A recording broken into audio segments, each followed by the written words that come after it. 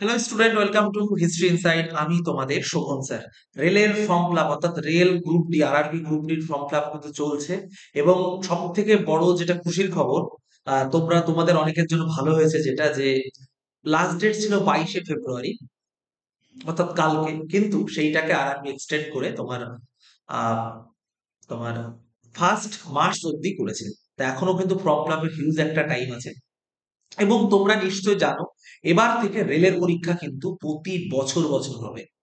অর্থাৎ ভারতীয় রেল ভারতের লাইফ লাইন। ভারতীয় রেলে চাকরি পাওয়া বা চাকরি করা একটা স্বপ্নের বিষয়। এবং এখানে আরেকটা সুবিধা, যে এখানে ইংলিশ নেই, তোমাদের একটা সাবজেক্টের হেডেক মাথার থেকে ঝেড়ে ফেলতে পারো। ম্যাথ, রিজনিং, সায়েন্স, জিকে, এইগুলো তুললেই চাকরি কমপ্লিট। তা এই যে আরআরবি গ্রুপ ডি 2025-এর প্রস্তুতি তোমরা কিভাবে নেবে, সিলেবাস অনেকেই জানো, বা অনেকে আছে যারা নতুন শুরু করছো, তারা কিভাবে প্রস্তুতি শুরু করবে, সেই সব নিয়ে আমি এই ভিডিওতে আলোচনা করব। খুব বেশি বড় ভিডিও হবে না, ছোট্ট ভিডিও হবে। আমি বলবো ভিডিওটা প্রথম থেকে শেষ অবধি দেখো, কেমন? তা দেখো, আমরা প্রথমে সিলেবাসটা দেখি। সিলেবাসটা কি আছে আমাদের গ্রুপ ডি? ম্যাথ মোট 100 মার্কের পরীক্ষা হয়, বুঝতে পেরেছো? আমি পুরো ডিটেল সিলেবাস নিয়ে এখন আলোচনা করিনি, তোমাদের ফর্ম ফিল আপটা যাক, বা কিছুদিনের মধ্যে আমি ডিটেল সিলেবাস নিয়ে আলোচনা করব। তোমার হচ্ছে ম্যাথ থাকে 25 মার্কের, জিআই অর্থাৎ রিজনিং থাকে 30 মার্কের, সায়েন্স থাকে 25, আর জিকে থাকে 20, মোট 100 মার্ক। এর কোনো ইন্টারভিউ হয় না, তুমি পাশ করবে। তারপরে তোমার ওই পার্সোনালিটি টেস্ট গুলো হয়, দৌড়, বালির বস্তা নিয়ে দৌড়, এইসব নিয়ে ভিডিও বানাবো। এইসবের জন্য তোমাকে ডাকবে, বুঝতে পেরেছো? তা দেখো, এইবার প্রশ্ন হলো যে স্যার, এইবার ভ্যাকেন্সি তো অনেকটা কম। আমি কাট আপ নিয়ে ভিডিও বানিয়েছি, এবং এর আগে কত কাট আপ গেছিল বা কত, সেই সব নিয়ে ভিডিও বানিয়েছি, আরো ভিডিও বানাবো। দেখো, এইবার যদি আমি দেখি, কলকাতা আমাদের ইস্টার্ন রেলওয়ে এবং সাউথ ইস্টার্ন রেলওয়ে।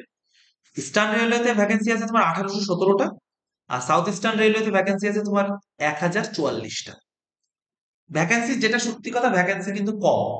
এবং তোমরা আমার এর আগের যে ভিডিওটা একটা বানিয়েছিলাম, সেখানে আমি তোমার 19 এবং 18, বা 19-এ যে ফর্ম ফিল আপটা হয়েছিল ওটা 22-এ হয়েছিল, বা 22 বা 18 আমি কিন্তু দেখিয়েছিলাম যে কাট আপ কম, মানে তোমার ভ্যাকেন্সি কম থাকলে কাট আপ কতটা বেশি যায়। কারণ 19-এ 18-তে ভ্যাকেন্সি ছিল তোমার 62,000, কাট আপ কিন্তু যথেষ্ট গেছিল।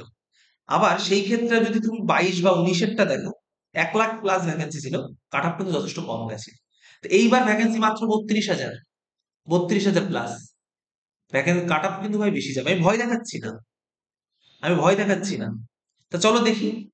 19-এ, আমি 19টাই দেখি। 19-এ ইস্টার্ন রেলওয়েতে ভ্যাকেন্সি ছিল 10,873টা, আর সাউথ ইস্টার্নে ছিল 4,900 তোমার 14টা, প্রায় ধরো তোমার 15,000 প্লাস ভ্যাকেন্সি। তোমার 15,000 প্লাস ভ্যাকেন্সি ছিল, 15K প্লাস 19-এ।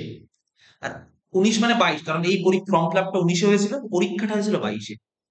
এবার বিষয়টা হলো, আমাদের এই যে 25-এ সব মিলিয়ে কত তোমার 10,044, 2800, ওই 2800 মতো ভ্যাকেন্সি আছে, প্রচুর কম। মানে প্রায় 5 ভাগের 1 ভাগ তুমি, 5 ভাগ, ওই 5 ভাগ না, ওই 3 ভাগের, বা কি বলবো, হ্যাঁ ওরকমই বলতে পারো। প্রচুর কম ভ্যাকেন্সি। তাই এবার কি কাট আপ? হ্যাঁ, কাট আপ বেশি, কিছু করার নেই। অনেকে আছে কি যে বাড়ি থেকে বেরোবো না, বাড়ির কাছে চাকরি হলে ভালো হয়।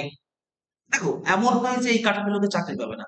তোমার আমার মতো লোকজনই কিন্তু চাকরি পাবে, তোমার আমার মতো লোকজনই কিন্তু চাকরি পাবে বস।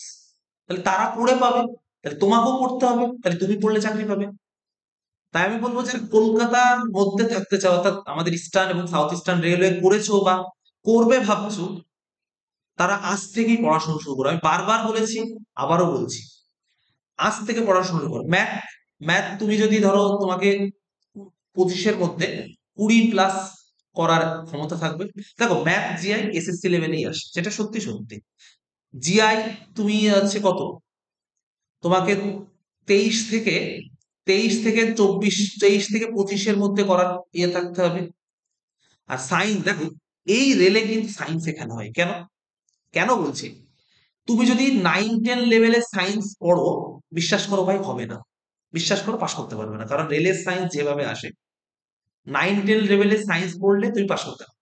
কারণ এতটা কনসেপচুয়াল কোশ্চেন এখান থেকে তোমার আসে, বুঝতে পেরেছো? এই যে ম্যাথ জিআই, এসএসসির জন্য যারা স্টাফ সিলেকশন কাউন্সিলের জন্য প্রিপারেশন নাও, এমনকি জিকে, পেরে যাবে। কিন্তু তোমার গেম ঘোরাবে সায়েন্স। আমি বলছি না, আমি সায়েন্সের টিচার বলে আমি বলছি না সায়েন্সের এতটা প্রায়োরিটি, কিন্তু সায়েন্সের প্রায়োরিটি আছে। তুমি ওয়াইসিটি পাবলিকেশন বলে একটা বই আছে, তাদের বইটা নেবে, নিয়ে সায়েন্সের প্রশ্নগুলো একটু দেখবে, তাহলে বুঝতে পারবে।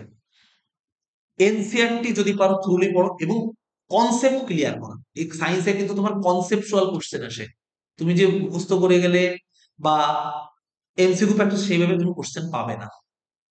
আর গ্রুপ ডির সায়েন্স কিন্তু এনটিপিসির সায়েন্স থেকে কঠিন আসে।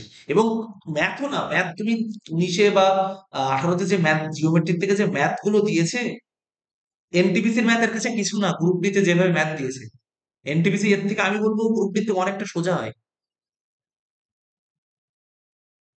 তারপরে তুমি সায়েন্স দেখো, সায়েন্সে তোমার কি কনসেপচুয়াল কোশ্চেন করতে হবে, মানে পারতে হবে। হ্যাঁ, অনেকে আছে যে ঠিক আছে স্যার আমি বাইরে করতে পারবো, আমি বলবো তারা ঠিক আছে, তারা মুম্বাই করো, মুম্বাই কাট অফ কম যায়, চেন্নাই কাট অফ কম যায়। আমি কাট অফ নিয়ে তো ভিডিও বানিয়েছি, আবার আরেকটা ভিডিও বানাবো।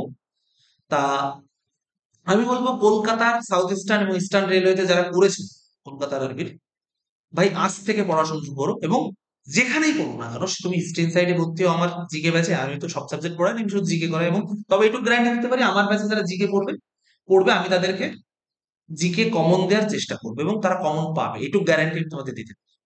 সায়েন্সে 25, সায়েন্স থেকে তোমাকে 20+ আনসার করতেই হবে, কারণ সায়েন্স তোমার গেম চেঞ্জার। সায়েন্স এখানে তোমার গেম চেঞ্জার বস, বুঝতে পেরেছো?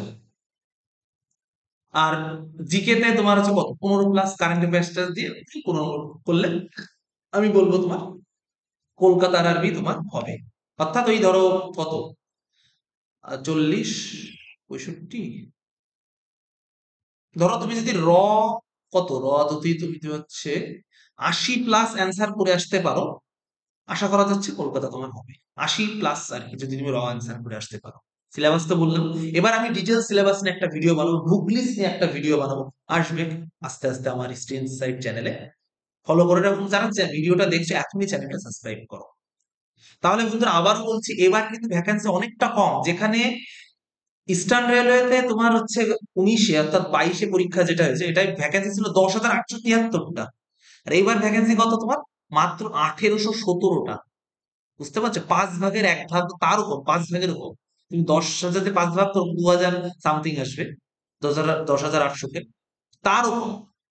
আর সাউথ ইস্টার্নে ছিল কত তোমার, 4,914, আর এখন দিয়েছে কত, 10,044, প্রায় ধরো 4 ভাগের 1 ভাগ। তাহলে বুঝতে পারছো কম্পিটিশন কোথায় যাবে। তাহলে বন্ধুরা কিন্তু, আর আমাদের কলকাতার তো কাট অফ বেশি যাওয়ার একটা দুর্নাম তো আছেই। তার জন্য কি করতে হবে, তোমাকে পড়তে হবে, তোমাকে লড়াই করতে হবে। তুমি যদি এই স্কোরটা তুলতে পারো, অর্থাৎ 80+ তুমি যদি তুলে আসতে পারো, তোমার চাকরি কনফার্ম, নর্মালাইজেশন বাড়বে। বুঝতে পেরেছো?